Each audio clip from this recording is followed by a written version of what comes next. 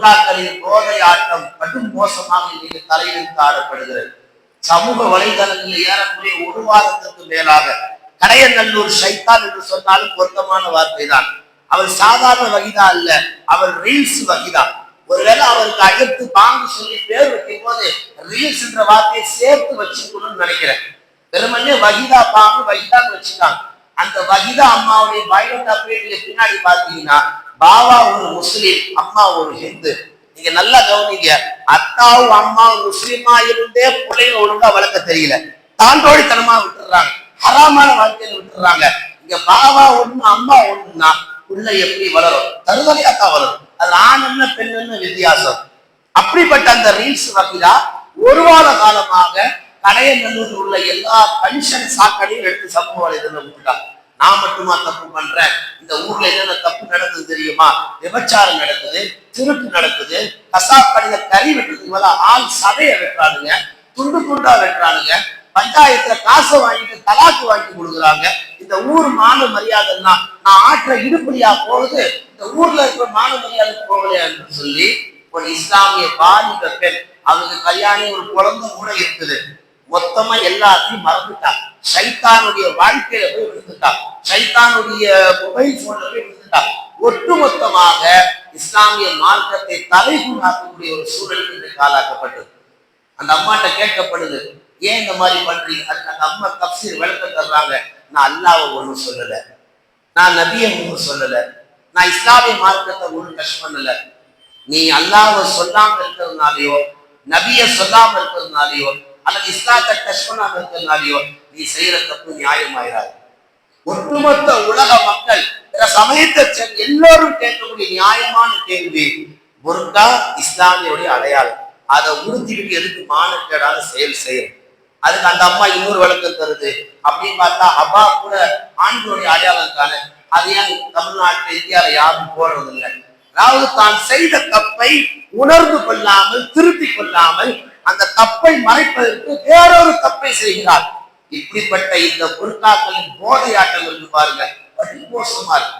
மதுவை விட படுமோசமா இருக்கு. ஆய்வுல கண்டுபிடிச்சிருக்கிறாங்க, 5 நிமிஷத்துக்கு மேல குறைந்தது ஒரு ரீல்ஸ் பார்த்தான்னா ஒரு சின்ன ஒரு மிடர் மது குடித்ததுக்கு சமம் என்று இன்னைக்கு ஆய்வுல உறுதிப்படுத்தப்பட்டது.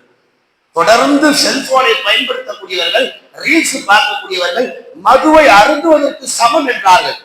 இங்க பாருங்க, ஒரு காலத்துல பாத்ரூம்ல தனியாக உட்காந்துருக்கோம், செல்போனோட உட்காந்துருக்கோம். ஒரு காலத்துல தட்டையை கைப்பதான் உட்காந்து சாப்பிட்டுருந்தோம், செல்போன் கைப்பா உட்காந்து சாப்பிட்டுருக்கோம். ஒரு காலத்துல மனைவியோட நேருக்கு நேரம் பேசிட்டு இருந்தோம், இப்ப கையில வச்சுக்க சொல்லு என்ன பிரச்சனை ஏது பிரச்சனை இப்படி பேசிட்டு இருக்கிறோம். எல்லா இடங்களிலும் செல்போன் ஆக்கிரமித்ததால் இன்றைக்கு இஸ்லாம் சமூகத்தில் செல்போன் வந்ததற்கு பின்னால் உலகம் மாறியது இல்லை, இஸ்லாமியர்கள் முஸ்லிம்கள் நிலை படுமோசமாக மாறியது. அதிலே குறிப்பாக வாழ்ந்த பெண்களுடைய நிலை படுமோசம். எல்லாவற்றையும் தாண்டி ஒரு 4-5 நாட்களுக்கு முன்னால் அதே கேரளா 16ஆம் தேதி போன வாரம் அந்த அம்மா பேர் சுஷ்மிதா முஸ்தபான்னு சொல்லி ஒரு இஸ்லாமிய பெண். நீங்க நல்லா நோட் பண்ணி பாருங்க, ஒரு ஜும்மா பயான் பேசுற இடங்கள்ல வரலாறு பேசுவதெல்லாம் தாண்டி ஹதீசுகள் பேசுவதெல்லாம் தாண்டி நடக்கக்கூடிய சூழ்நிலை பேசுகின்ற அளவுக்கு இந்த உம்மத்தில் இன்றைக்கு ஆளாக்கி இருக்கு. 30 வருஷத்துக்கு முன்னாடி பயான்கள்ல வெறும் வரலாறு தான் பேசுவாங்க, ஹதீஸை தான் பேசுவாங்க, குர்ஆன் ஆயத்தை தான் பேசுவாங்க. இன்னைக்கு ஜும்மாக்கள்ல ஒரு 10 நிமிஷம் பேசுறதே பெரிய பாடு, பாக்கி 20 நிமிஷம் மஹல்லாவை சுற்றி தன்னை சுற்றி நடக்கக்கூடிய அனிதத்தை எடுத்து பேச வேண்டிய சூழ்நிலைக்கு இந்த உம்மத்து தள்ளப்பட்டிருக்கு. அந்த அம்மா சுஷ்மிதா முஸ்தபா அந்த அம்மா ஒரு பஸ்ல பயணம் செய்யறாங்க, உங்களுக்கு தெரியும் நினைக்கிறேன். அந்த அம்மா ஒரு வீடியோ பிடிக்கிறாங்க, அது வீடியோ பிடிக்கிறது நல்லா தெரியுது, என்னையும் நான் சேர்த்தான் பிடிக்கிறேன் பாருங்க. ஒரு கட்டத்துல அந்த வீடியோ பிடிக்கப்பட்ட அந்த அம்மா சமூக வலைதளங்களை விட்டதுனால பாதிக்கப்பட்ட அந்த நபர் மன உளைச்சலுக்கு ஆளாகி முதல் நாள் தான் பிறந்த நாள் கொண்டாடினார். வலைதளம் வரக்கூடிய செய்தி, அடுத்த நாள் தற்கொலைக்கு முயற்சி செய்து உயிரை மாய்த்துக் கொண்டார் என்ற ஒரு வருத்தமான செய்தி வரத்தான் செய்யும். நீங்க நல்லா கவனிங்க, கேவலம் சாக்கடை லைட்டுக்காக, சாக்கடை கமாண்டுக்காக, சாக்கடை பந்துலுக்காக ஒரு உயிரை எடுப்பது எவ்வளவு பெரிய மோசமான செயல். வேற சமயத்தை சேர்ந்தவங்க, இஸ்லாம் சமூகத்தை சேர்ந்தவர்கள் தான். இன்னைக்கு அந்த அம்மா ஜெயில கைகளும் மாட்ட பிறகு பஸ்ல வீடியோ எடுக்கும் போது புர்கா இல்ல, சுடிதாரோட அந்த அம்மா வீடியோ எடுக்குது. எப்போ ஸ்டேஷன்ல மாட்டிடுச்சோ ஒரு புர்கா வெட்டு மாட்டிடுச்சு. முகத்துல ஒரு மாஸ்க் போட்டுக்கிச்சு. போட்டோக்காரன் பிடிக்கிறான், எல்லாருக்கும் போஸ்ட் கொடுக்காம அப்படியே பயந்து ஓடுது, முகத்தை மறைக்குது. ஒரு வீடியோ எடுக்கும் போது உனக்கு வெட்க உணர்வு வரல, அல்லாஹ்வுடைய பயம் வரல. ஆனா நீ மாட்டிக்கிட்ட பின்னாடி 1 கோடி அபராதம், 8 ஆண்டு சிறை தண்டனை என்று உன்னை தண்டனைக்கு ஆளாக்கப்பட்டதுக்கு பின்னால் உனக்கு எங்கிருந்து வச்சு புர்கா? ஏன் அந்த புர்கா முன்னாடியே போட்டு தொலைச்சிருந்தா ஒரு உயிர் போயிருக்காது இல்ல? இதெல்லாம் எதனால? இந்த நாசம் எதனால? இந்த மொபைல் போனால. பெற்றோர்கள் கையில் தான் இந்த உலகம், எதிர்காலம், இயற்கை எல்லாம் அடைந்திருக்கு. தயவு கூர்ந்து பெற்றோர்கள் தங்கள் பிள்ளைகளை 7 வயதிற்கு கண்காணிக்க துவங்கி விடுங்கள். இல்லாவிட்டால் அவர்கள் யாரை வேண்டுமானாலும் உயிரோடு கொளுத்துவதற்கு தயாராகி விட்டார்கள். அதே 2 நாளைக்கு முன்னாடி அம்மா பட்டினத்துல, அதெல்லாம் மட்டும் நினைக்கிறேன், அங்க மெஹராஜ் இரவுக்கு அந்த ஊர் ஜமாத்தை சேர்ந்தவங்க எல்லாம் சாப்பாடு ஆக்கி விநியோகம் பண்ணியிருக்கிறாங்க. பொதுவா மெஹராஜ் இரவுல சோறு போடுற வழிமுறைலாம் கிடையாது இஸ்லாத்துல. ஒரு கூட்டம் மெஹராஜ் இல்லைன்னு சொல்லி நினைக்குது. அதுக்கு மத்தியில மெஹராஜுக்கு சோறு போட்டேன்னு சொல்லி ஒரு நிர்வாக குழுல என்ன செய்யறாங்க, சோறு ஆக்கி போட்டுருக்காங்க. ஏதோ அந்த அம்மா அந்த டோக்கன் ஜெராக்ஸ் எடுத்து கொண்டாந்து ஒரு பொட்டலம் வாங்கிடுச்சு, விட்டுட்டு போக வேண்டியதானே. ஜமாத்துல இருக்கிற எல்லாருமே இந்த அம்மாவை ரவுண்டு கட்டிட்டு, நீ எப்படி வாங்கலாம், நீ ஏன் வாங்கின, இந்த ஃப்ராடு பண்ண உனக்கு எதுக்கு, 1008 கேள்விகள்.